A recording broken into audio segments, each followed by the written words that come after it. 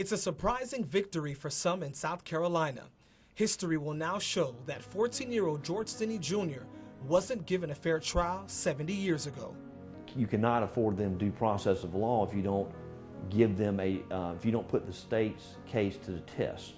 And if there was a written confession, as purportedly was given, where is the written confession? In 1944, Stinney was executed after authorities say he murdered two young white girls, 11-year-old Betty June Binnicker and 7-year-old Mary Timms in Alkaloo, South Carolina. If we give somebody the ultimate penalty in this country, we need to make sure that we're right. Official documents obtained by WACH Fox show that both girls were killed after being hit in the head with an iron rod. The case was reopened by the Coffey, Chandler, and McKenzie law firm out of Clarendon County.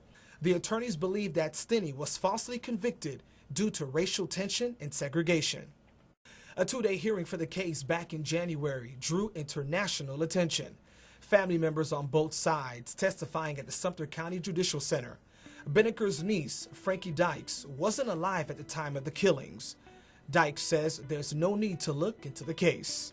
I believe that he confessed. He was tried, found guilty by the laws of 1944, which are completely different now.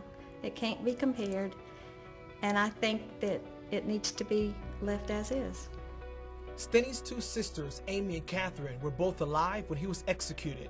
They both took to the stand at the hearing, declaring his innocence. And my brother only weighed 98 pounds, was 14 years old. And I feel like if he wanted to do anything to those girls, they would have beat him. Two girls fighting him would have won. Solicitor Ernest Finney III saying Stinney's family waited too long to seek help from an attorney. I'm a little bit disappointed that we weren't able to do this 30 years ago when witnesses would have been alive, when there might have been court records that were still available for review, and where the issues would have been a lot clearer than they are now. But as for the Binnicker family, Dykes says this is a piece of history that can't be changed. My grandparents, to begin with, never recovered. That was their baby daughter.